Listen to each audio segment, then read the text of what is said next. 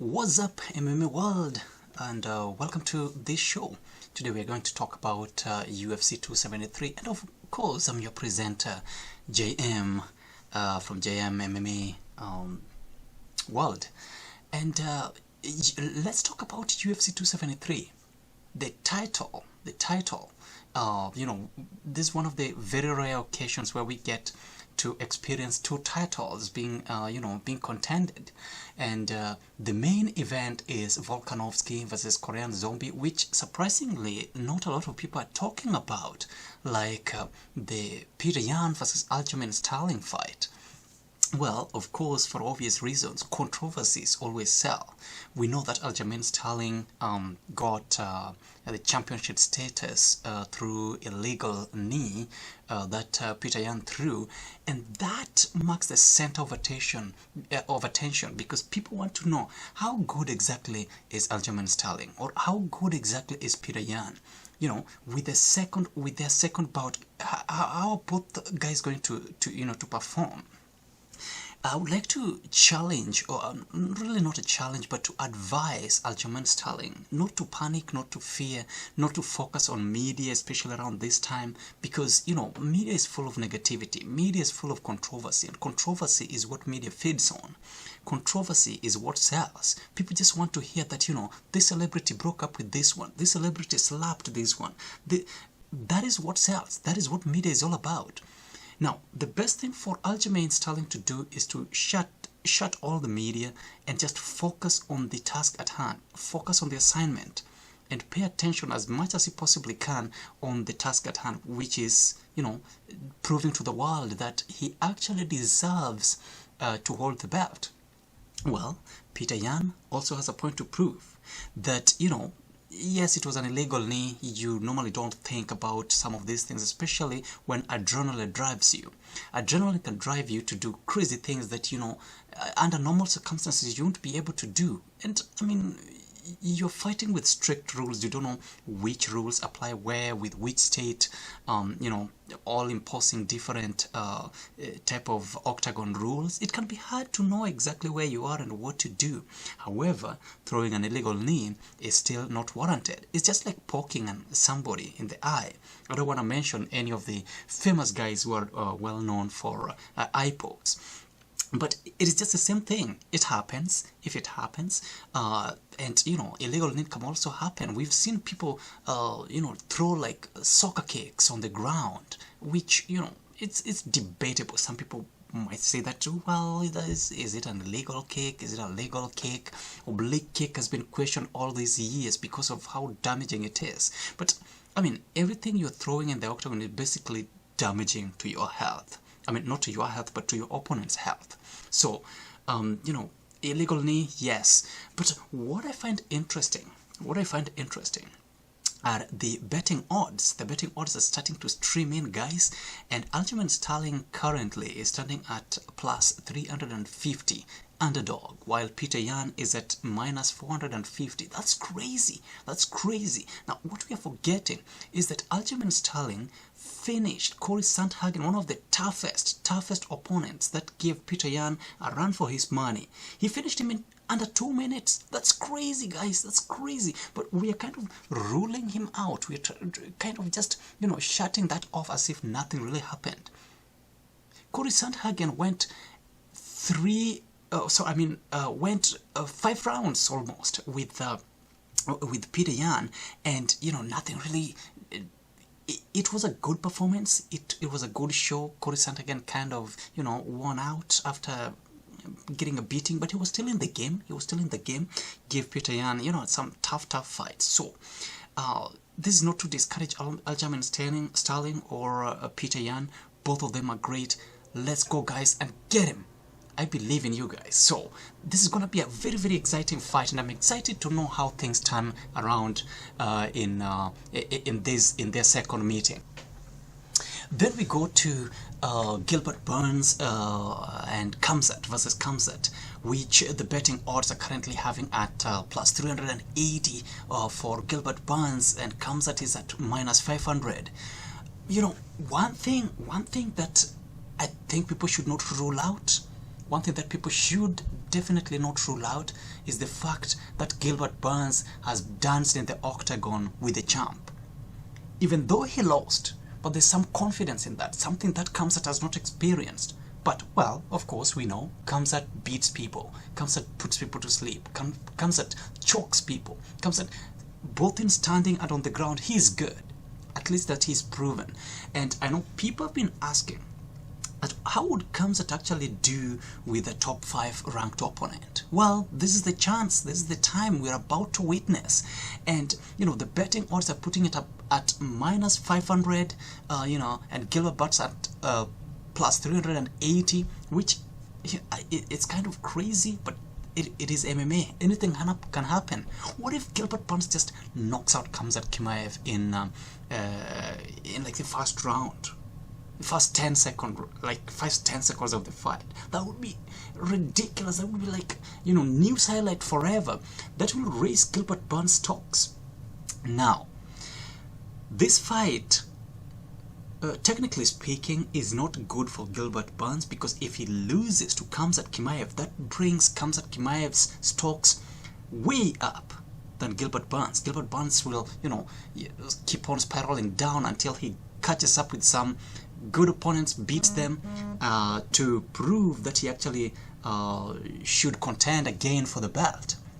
So it's a risky fight for Gilbert Burns, a good fight for Khamzat Chimaev, and we're about to witness something cool.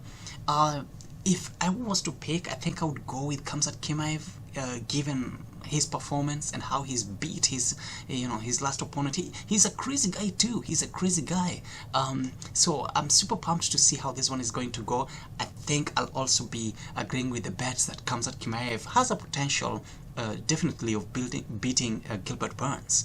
Now, let's go to the main event, Alexander Volkanovski versus Korean Zombie. The betting odds are having him at minus 700 for Volkanovski against a Korean Zombie at 500. First of all, congratulations Korean Zombie for launching his energy drink. I think it's a cool endeavor, and I like when fighters are getting into entrepreneurship and thinking about life beyond the octagon, life beyond the cage, life beyond the ring. It is important, because, you know, fighting money is good, fighting money is great, but fighting money also runs out very fast. We've seen fighters, I don't want to mention any names, but we've seen fighters who started great, got some decent pay, and today, you know, just don't have much left in their account. So I'm glad to see fighters starting to invest. You see people like Israel Adesanya buying houses. You see, you know, Conor McGregor investing in whiskey, and, you know, also everything that is involved with it. It is good for the sport. It is good for the families of these fighters, because, you know, fighting is probably one of the rare sports without any union, something governing and protecting the fighters. So it is a good endeavor, and I would encourage most of the fighters to keep on, you know, venturing into entrepreneurship. Even though you are not wired entrepreneurially, you can hire someone, you can hire a manager to, you know, manage a company for you, or show you how to invest. And that's a great thing, so congratulations. Anyways, back to Alexander Volkanovski versus Korean Zombie. This is going to be an interesting fight. Korean Zombie, of course, is a striker, and probably one of the very rare submission artists that we've seen that has done really well with the twist. He's probably one of the, yeah, I think he's one, if not one of the one of the 3 people who have submitted people using, you know, a twist where you just crank somebody's neck and you twist their body. It's a very crazy, painful submission, and Korean Zombie is great at it. Korean Zombie is the best at it. So if things go on the ground, it would be interesting if he can submit Alexander Volkanovski using that, you know, that twist. It would be crazy. It would be crazy. I would be glad to see it. Anyways, then we have Alexander Volkanovski, who went, you know, 5 rounds with Ortega in a fight that actually stumped him, you know, made him stamp his authority in the entire UFC, not only in the weight class that he's fighting in, but in the entire UFC. I thought some of the chokes, some of the triangles that TCT had on him were just tight, insane, but somehow he popped his head off. He popped himself off, guys, and it blew my mind. It blew my mind. Like, how can this guy come out of such a tight grip? But hey, is Volkanovski, he's the champ, and he's champ for a reason. And we saw that in his fight with TCT. Brian Ortega. Props to Brian Ortega, though, for going 5 rounds, because that was a tough one.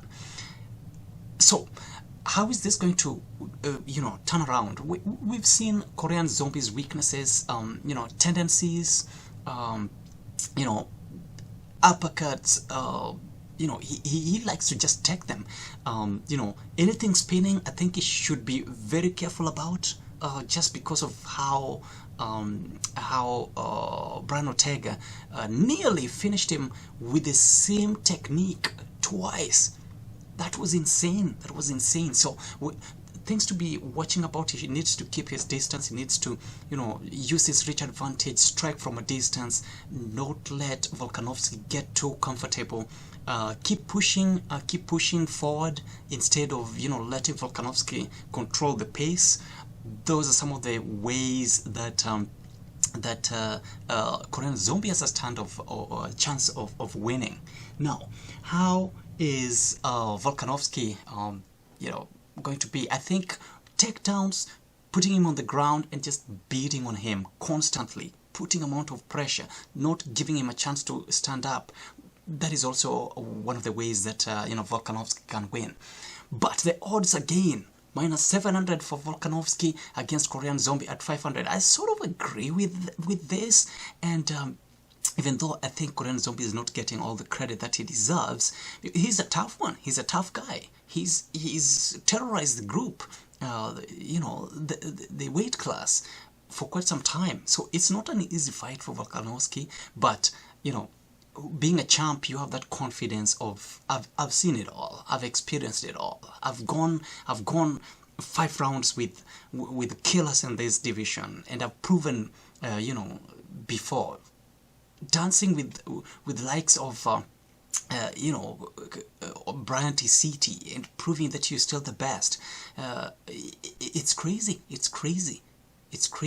So I'm super pumped to see how this one is going to go. And guys, if you guys have any opinions, please make sure that you air them, ask questions. I would like to hear your thoughts on what you guys think about these betting odds that people have placed. I know the numbers are still streaming in. Who knows how it's gonna go, but this is where we are so far. Thank you guys for tuning in. Please make sure that you subscribe, hit that like button, and ring the bell, just so you don't miss any of our episodes that we will be posting. For once again, thank you guys so much. Have a wonderful day in whatever you're doing, and remember, it's your host, J.M. Okello. Till then.